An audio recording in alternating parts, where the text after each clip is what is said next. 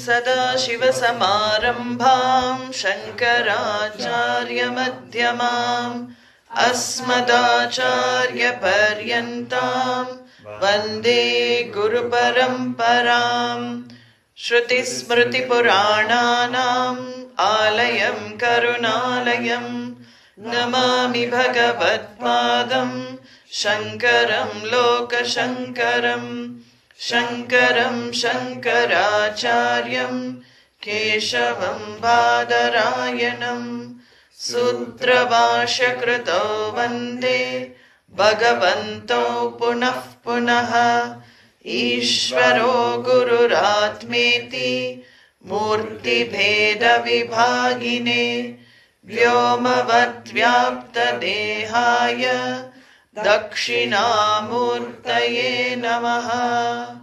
Om Sahana Bhavatu Sahano Bhunaktu Saha Viryam Karavavahai Tejasvinavaditamastu ma vidvishavahai. Om Shanti Shanti Shanti. Gurur Brahma Gurur Vishnu Gurur Devo Maheshwaraha Guru Sakshat Param Brahma Tasmai Shri Gurave Namaha. Dayakaram Dayakaram Dantam Dharma Pravartakam Pranamami Dayanandam Madacharya Paramparam. Om Gam Ganapataye Namaha. Om Gam Ganapataye Namaha. Om Gam Ganapataye Namaha. Ajnanatimmirandhasya Jnananjanashalakaya Chakshurunmilitam yena Tasmai Shri Gurave Namaha. Tasmai Shri Gurave Namaha.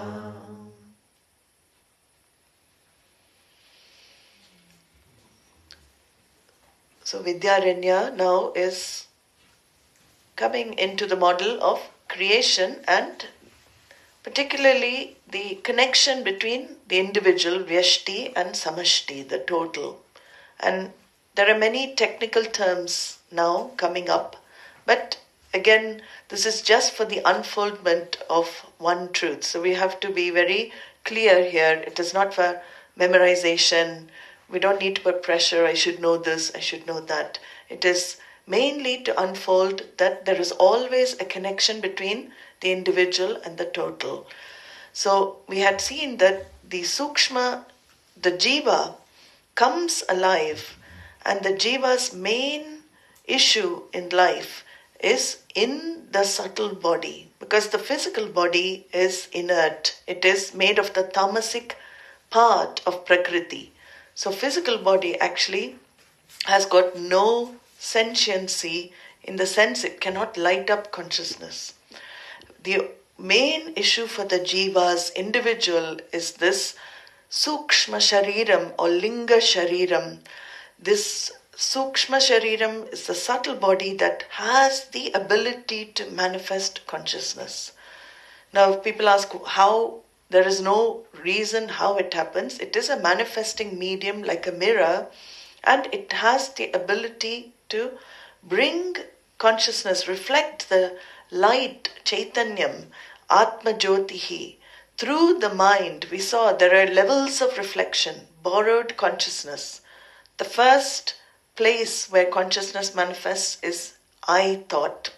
That I thought in turn lights up all other thoughts. All other thoughts, where do they pervade? Whole body is pervaded by the thought, actually, form. It doesn't remain only here. The thoughts, vrittis, they pervade the whole sukshma shariram. And what happens? The jiva comes alive. So this is how we find, like I use the example of a light bulb. The filament in the light bulb, when the current is passed through it, it has the ability to illumine the bulb, the casing of the bulb. This is what the jiva is. Now he talks about different names for the jiva and for Ishvara depending on the identification with the shariras. So here he says, Prajnastatrabhimanena. Verse 24. Prajnastatrabhimanena. Taijasatvam prapadyate. Hiranyagarbhattam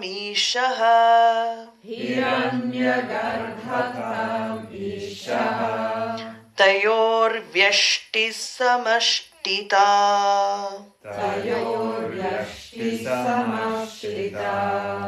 Whole verse. Prajnastatrabhimanena Tejasatvam prapadyate Hiranyagarbhattam Ishaha Tayor vyashti samashtita. So the jiva is born identified with, we saw, Karana, Shariram or Avidya. Ishvara is as though born identified with Maya, Upadhi. He is all knowledge. The jiva is what? Alpajnaha, little knowledge. Ishvara is all knowledge. Because the Upadhi, the way it manifests is only through a certain small form compared to Ishvara's every form. So here he says, Prajnas tatrabhimanena. This individual, when identified with the Karana Shariram, causal body, is given a name called Prajnaha. Prajnaha is the name for the individual identify with the Karana Shariram. Prajnaha means Prakarshena Agneha. Prakarshena Agneha, the one who doesn't know anything. Identified with the causal body, the individual is one who doesn't know anything. So Prakarshena means doesn't, even more, doesn't know anything at all actually. So it is not, Agnya means ignorant. Pra, when you add to anything, means that totally ignorant. The one that's totally ignorant is the individual. And he says here, the jiva identified with the Sukshma Sharira, with the subtle body, is given the name Taijasa. So we have seen this in Tattva-bodha. Taijasa Tvam Prapadyate. We'll see a little bit more why it's called Taijasa. But once Karana, the rule is, once the causal body is there, you cannot escape the other two bodies. That is, the Sukshma and the Stula. They are the result of the causal body. So, again, we have to take this, again, very lightly. There is no separate causal body like that. If we're looking, where is may get a question, satsang, where is the causal body? Where is it located? There's no location for causal body. You come as a package. We have this lovely word in English, trichotomous package. Trichotomous means threefold package. We are all threefold. We come with one baggage body, which is Karana Shariram. I call it the baggage body because that's where you store all your past janmas. It is like your memory chip. Your storage chip of all the janmas you've had. It's in potential form in Karana Sharira. You come with that baggage body. Then what clothes you remove in one particular life, that Ishvara decides what he is going to manifest in your suitcase for that life. So whatever you have to, whatever you have, the traveling, the suitcase, that is called prarabdha. But it is all from Karana Shariram, and then the Sukshma matches the Karana. And then what else does Ishvara create? Other jivas around you. That's the beauty. This karmic order, makes other jivas, other individuals come around you. For what reason? You help them exhaust their karmic account. They help you exhaust your karmic account. That is why he brings certain jivas together. When the karma is finished, what happens? There is a separation. When the prarabdha with person is over, there is separation. But instead of being happy that prarabdha is finished, what do? Hold on to the person. We want to continue the prarabdha. In fact, we want to continue the karma. This is, again, clinging on to is actually not allowing Ishvara to do his job. If something is leaving your life, let it go. That is a very beautiful saying in Sanskrit. Agate swagatam kuryat. Whatever is coming into your life, welcome it. Whatever it is, welcome it. Gachantam na nivarayet. Whatever is leaving your life, let it go. Don't cling to it. Problem is we don't like endings, right? So we try and prolong. Actually, when we don't like endings, you're prolonging your karma. Think about it that way. Mm-hmm. You're prolonging your karma with that person or that thing, that situation. Do we want to prolong karma? No, we don't. We want to exhaust and get out. This is we don't want to prolong any karmic account with anybody. So here he says this Taijasa, when it is this jiva is identified with sukshma shariram, Taijasam, it's called Taijasa, and it is a natural identification. As long as the jiva is in the physical body, we cannot stop this identification. Even the self-discovered person will be identified with the sukshma sharira, but he is free. He knows there's a difference there. So he says Taijasa, because the it's called Tejas, comes from Tejas. Tejas. So Tejas means light, luminous. Sukshma sharira is luminous. So that's why the individual is given this name, the one of light. So Sukshma Shariram. And what happens? Ishvara, he says here, equivalently, the individual is Tejasa, but on the macrocosmic level, Ishvara also identifies with the subtle prapancha, the subtle universe. Before the elements came into grossification, there is a subtle universe.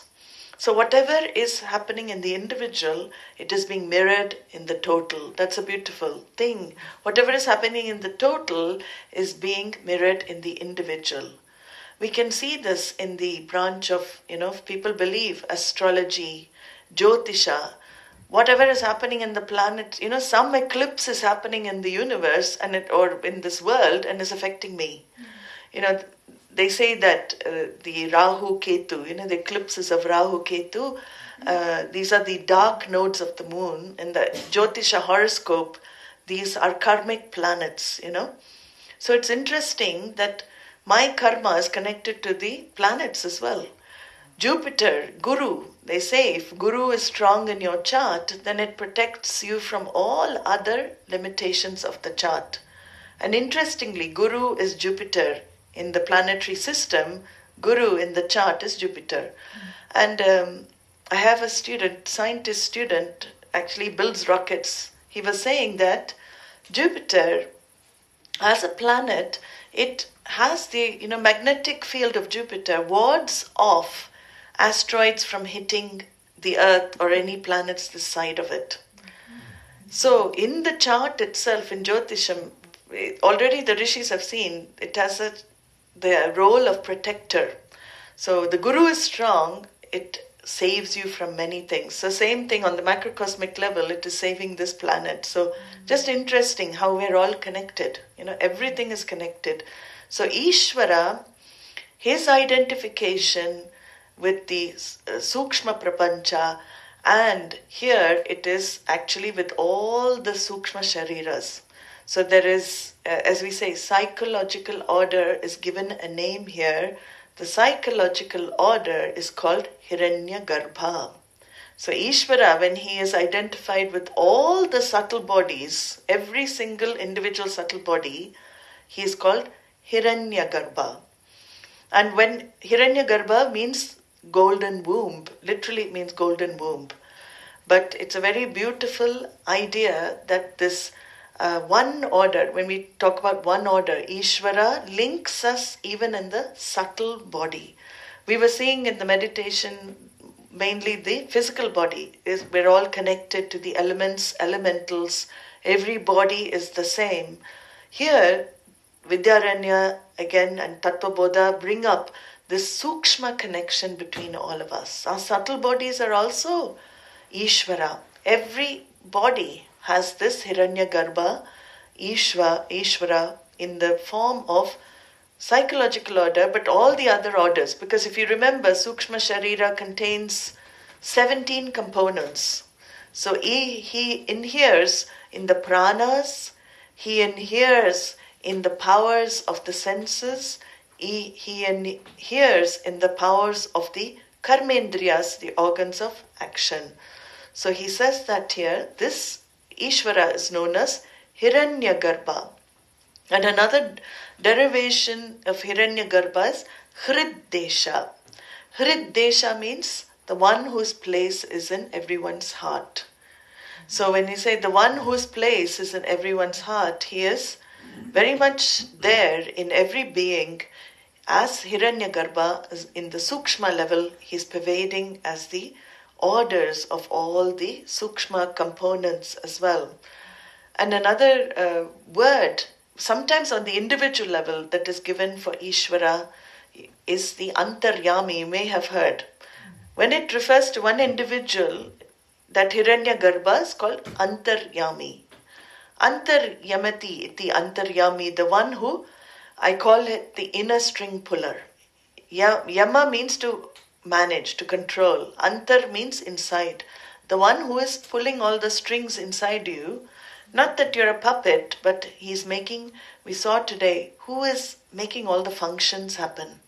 Involuntary functions are taking place constantly within us. We're not even aware of it half the time. So it's so beautiful that there is this presence of this Ishvara in and through all the Sukshma Shariras. So Samashtir Ishaha Sarvesha, this is the next verse we go on to. He explains a little bit more.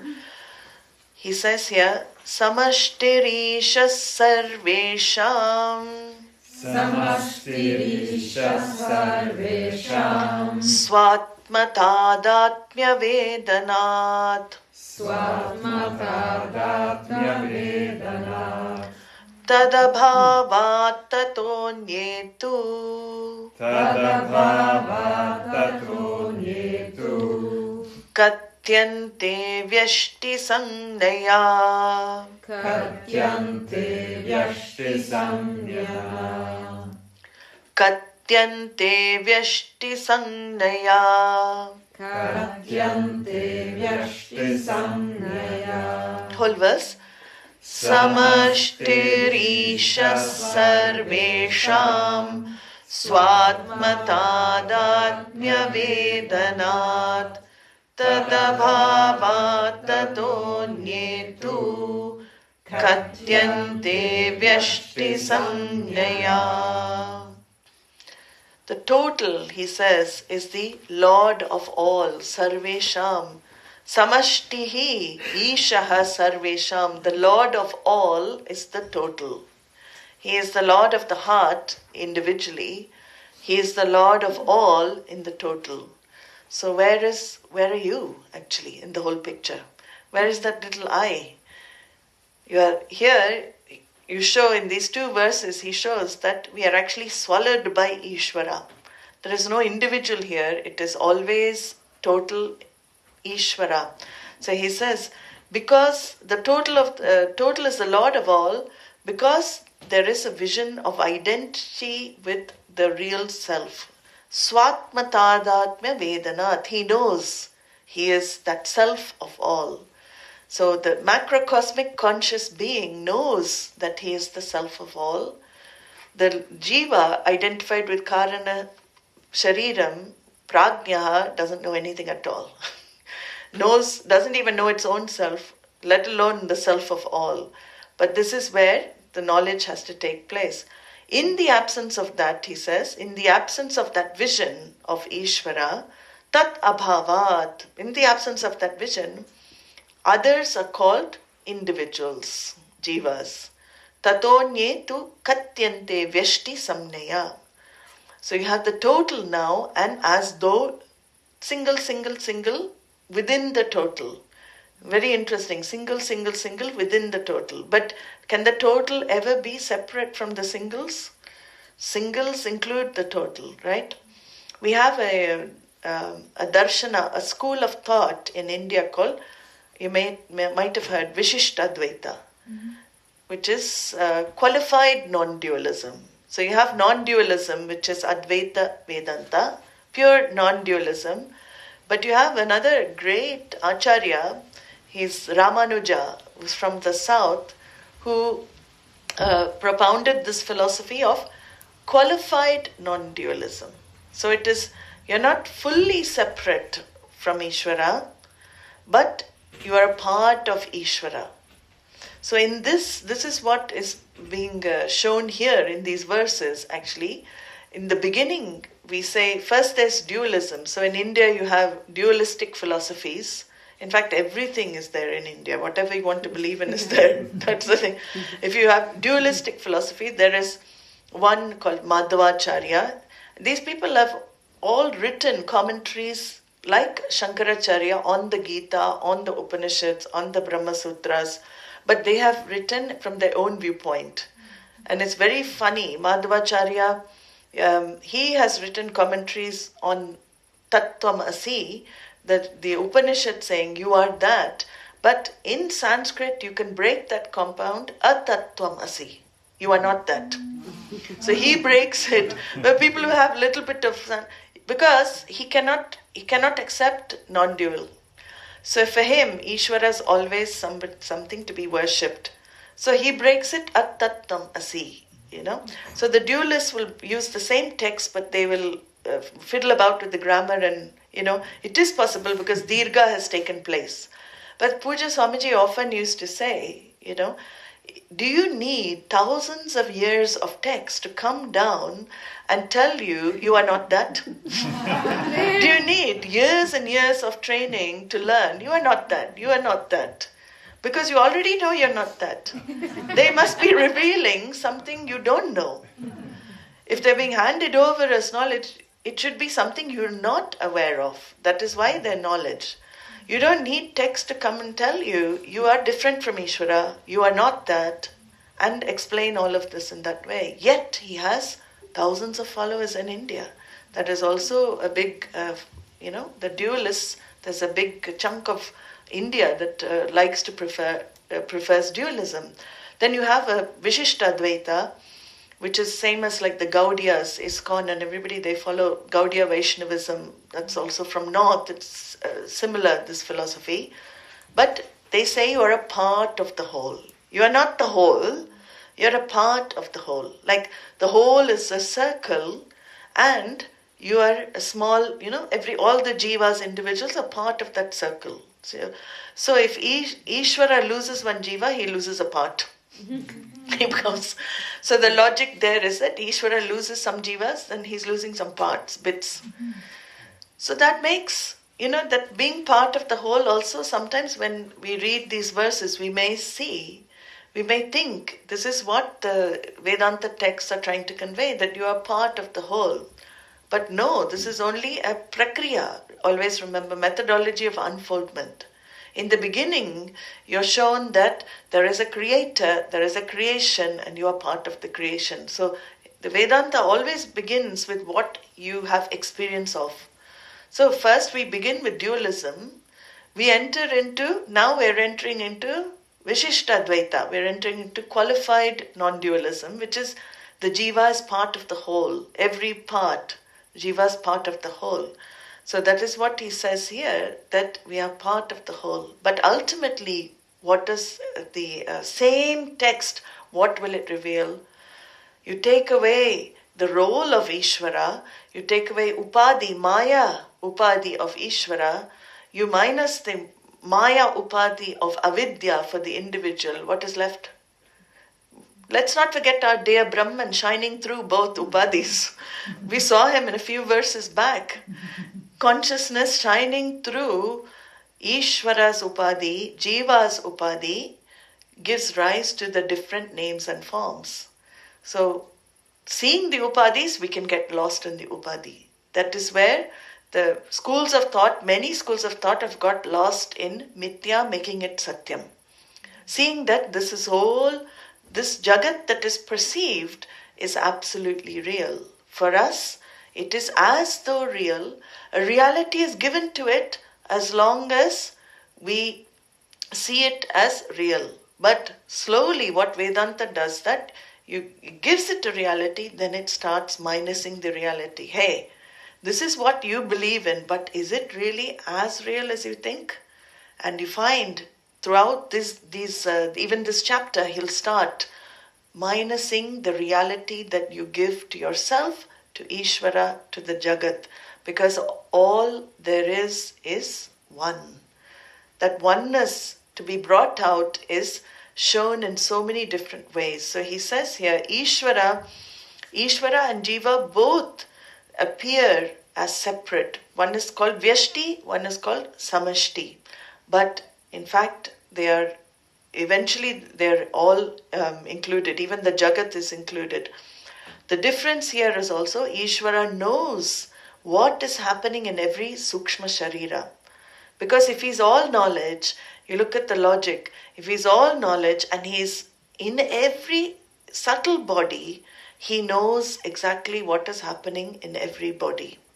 This is a very beautiful thing to understand because, again, sometimes we feel very lost. Nobody understands me.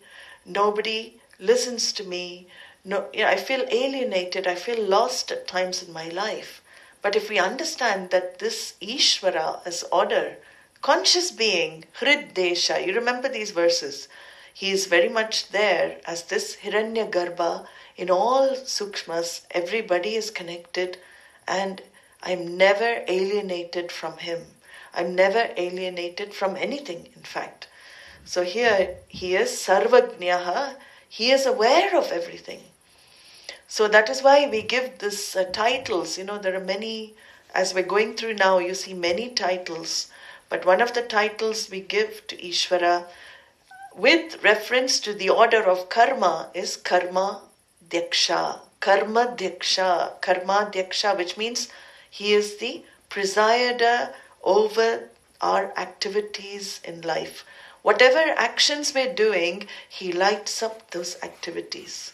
So we think maybe we can get away with some wrong, something which transgressed dharma. Nobody's watching, so I can do this. It's okay. Nobody's watching, but beware, somebody is watching. Where is he watching? He's watching from within. He's aware. Awareness, all knowledge, karma dhyaksha. And because he is karma dhyaksha, he is karma phala data. We've heard this word before. He is the giver of results of action. The giver can only give when he knows what you've done, right? So this is the two aspects that also can be included here. And he knows everything. We bring this in so that we can reduce, again, our subjectivity, our dislike of our own minds. This is something we have to really work on. This disliking myself, disliking my mind. Why do we have this constant thoughts? Maybe not constant, but when we sit, generally, when we sit with ourselves, we have these self-defeating thoughts sometimes. Why am I not good enough? Why am I feeling this way? Why do I have these feelings? Why do I have these low thoughts about myself? When those feelings or thoughts start entering into you, start thinking of these verses. And that's when we say, when we use the verb Ishvaraize. Ishvaraize your thinking. We cannot think low of ourselves because Ishvara is very much in every thought. He is there in and through, witnessing every thought, all knowledge in the Sukshma Sharira. So he knows all the Sukshma Shariras, whereas Tejasa means you only are identified with one Sukshma Sharira. And interestingly, when you develop more and more awareness, I was talking about this yesterday as well, when we become more and more aware of this Vedanta knowledge, assimilating this knowledge, the sukshma starts extending more and more. It is interesting, we start expanding and we become more sensitive to everything. So when you are actually growing in your spiritual pursuit, you start developing sometimes very high sensitivity. Can you imagine? Ishvara is the most sensitive person. He is the most sensitive personality because he pervades all the Jagat, the whole Jagat, the Sukshma. But he doesn't get affected by the problems of everybody's Sukshma. Can you imagine if he got affected by everybody's problems he is witnessing, and he is pervading everybody's problems? If he himself gets affected, that's it, no hope for any of us. But he has self-knowledge, so he does not get affected by any of the issues of each individual sukshma. But if I, also start growing in this knowledge, you may find that you become more sensitive to others' pains. You may find that you pick up others' needs more. All of this starts happening, and that's where we have to be very careful not to become highly sensitive. High sensitivity is actually a very good quality to have for Vedanta. For any spiritual growth, sensitivity is a beautiful quality to have. But the more I assimilate, I even become sensitive towards plants, to leaves. But that high sensitivity, when I'm not prepared, like Ishvara is prepared with knowledge, when we're not prepared and we become highly sensitive, it can be very dangerous, because then I get affected by everything. Slight thing, I get affected. That is called hypersensitivity. So sukshma can start, this is another thing. It can go out to more and more beings, more things, and we'll have to watch our sensitivity as it grows. So Ishvara has no problem because he is uninvolved. But Jiva will definitely start having problems without knowledge if there is an expansion and identification with others' problems. Because when you feel others, sometimes, people, if you see these clairvoyants and mediums, sometimes I've seen them, in UK. I used to be hanging around with clairvoyants. From young, I used to find it fascinating how they were able to, read people. But they were some of the most disturbed people. Because you go there, there was one very, she was really excellent clairvoyant. Clairvoyance means you can see clearly. But she helped so many people, with their problems. She was quite famous in London at that time. Her name was Goldie, she called herself. I always remember her because she was near my university, and I used to go and just meet her because I thought, how is this lady able to see? I was fascinated. And she used to talk about this. When somebody walks in, she can see them, not on the physical level. She can see their pains, she can see their problems, she can see. But she herself was an alcoholic. She herself couldn't stop smoking. 24/7 she would have cigarettes while she's reading other people's. Because high sensitivity, when you can't manage without knowledge, it can also lead to these type of issues. So this is why am I bringing it up? Because this can happen. Ishvara with knowledge pervades sukshma sharira. On the sukshma level, also when we grow in this knowledge, it may expand more, but we must have to be strong here. So Ishvara and Jiva, Samashti, Vyashti are always together, and in the 26th verse he brings in now how this whole Jagat is created. Again he says for the Jiva's enjoyment. He says, Tat bhogaya punar bhogya Tattva-viveka punarbhogya Bhogayatana janmane Bhogayatana janmane Pañcīkaroti Bhagavan Pañcīkaroti Bhagavan Pratyekam Vyadadikam Pratyekam Vyadadikam.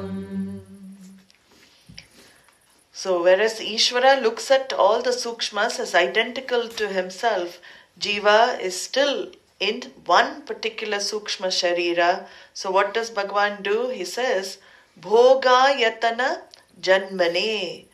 Bhogayatana. After sukshma, what does he create? Sukshma cannot enjoy this jagat. So what is Bhogayatana? Is the place of enjoyment. Where is the place of enjoyment? It is the physical body. So next in the creation comes the physical body. The subtle body has to have something to enter into. And this is where he says the place of experience is created. Right, you have, like you go to a fairground, you have the rides. So the rides require a place for them to be experienced, right? The fairground is the place. You experience the rides, but the fairground is the place. So here he says, for the jiva's experience, tat bhogaya, this body, senses, and the residence for the jiva, they are created. Bhogya bhogayatana janmane. Now the residence of the jiva comes into the picture of creation. So if it is the residence of the jiva, where is the jiva? Living inside the residence. Like Krishna says in the Bhagavad Gita, Dehi. The one who resides in the Deha is the Dehi. There's a beautiful word for two words in Sanskrit because, some of you may have exposure to some Sanskrit, but I want to just, for you to see the beauty of the language, to see how the meanings come. Deha is one word for body, physical body. You may have heard Deha. The derivation of Deha is Dahana yogyatvat iti Deha. Dahana yogyatvat iti Deha. That which is fit to be burnt is called Deha. The body itself, that which is fit for burning is called Deha. Sharira is another name for body in Sanskrit. Sharira. But here you have Sharira as in the subtle body, there's causal body, but Sharira means Shiryamana Swabhavatvat. Shiryamana, that which is subject to disintegration is called Sharira. So even the beautiful meanings in Sanskrit for each word, Shiryamana, that which is subject to disintegration, this is Sharira. Sukshma also, the subtle body also subject to disintegration, but when? Only on knowledge. But it is Shiryamana and Dahana Yoga, two words for body in Sanskrit. Here he uses Bhogayatana. Use Bhogayatana. That is from Tattva-Bodha, if you remember. The Stula Shariram is called the place of Bhoga, place of experience, place of enjoyment. And he uses a word here, he introduces the Lord here, Bhagavan. Bhagavan makes the elements, each one, space, air, fire, water and earth. Pratyekam vyadadikam. Pratyekam vyadadikam Pañcīkaroti. He makes them, divides the elements into 5. This Pañcīkaranam is a process we're going to see very quickly. I'm going to go through that, of grossification of the subtle elements. The grossification of the universe, from the subtle elements to the gross elements, how does it happen? So he's going to explain. It's kind of technical, as I said, with quarter, eighth, all of this. But here, the important aspect here, Vidyaranya uses the word Bhagavan. He uses a specific word, Bhagavan, because there was a philosophy in those days called Sankhya philosophy. Sankhya philosophy talks about all of this. These models come from Sankhya, but they don't account for an intelligent cause. There is nothing. It is all of this happened randomly. All of this creation just happened. Pañcīkaranam, all of this. Purusha and Prakriti, they do have Purusha and Prakriti separate. But they don't have Ishvara, Nirishvara Sankhyas, they called Nirishvara. So they don't have an Ishvara here. Vidyaranya specifically brings in this word Bhagavan. Bhagavan is a very beautiful word also in Sanskrit. Today you're having a little bit of Sanskrit class. Because you've seen all this, you can understand a little bit. Bhagaha asti iti Bhagavan. Shat Bhagaha asti iti Bhagavan. The one who has sixfold forms of wealth in full measure is Bhagavan. What are these forms of wealth? Samagrasya Aishwaryasya. He has total overlordship over everything in this universe. Samagrasya Jnanam. He has total knowledge. He has all knowledge. Samagrasya Shaktihi. He has total power. Samagrasya Viram or Shakti. Samagrasya Vairagyam. Samagrasya Vairagyam means total dispassion. With all of these things, he is dispassionate about everything. He is not attached to anything. So he is the one, like this, Samagrasya means total. He has these there are different texts that explain different powers, but this whole Bhagavan, the word, means the one with all the powers of the universe. When we talk about the individual with little siddhic powers, siddhis, who can transmute anything in the Jagat, Bhagavan can do all of that at once. He can change the yugas. He can transform people. That's what I always, talk about. If you want to change anybody, why do we say, go to Bhagavan? If you want to change anybody, outwardly, if you keep nagging them, they will never change. Please, you do this, you do that. We want that change. And we tell people, it never works. Go straight to the source, the one who is in the sukshma. Now you know the trick.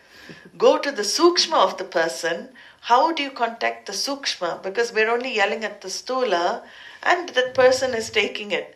But if you go to the one who is the power behind the sukshma of the person and ask that one to transform the other one from within, that is how it works. It can work, it can, that can work miracles. Bhagavan here is used very specifically by Vidyaranya because he shows that there is an intelligence to this. There's an intelligence to this creation. He is the one who brought it into manifestation. But the defect is where we don't see that. Again, it's in our sight, it is not in the universe. We are not able to perceive it. So everywhere we look, there is only intelligence. There is no randomness here. Bhagavan is another word for Ishvara. Ishvara's invisible orders. Now Vidyaranya includes Bhagavan with the form. Bhagavan, when we say Bhagavan, it is Lord with form. He is the very form, cosmic form of this universe.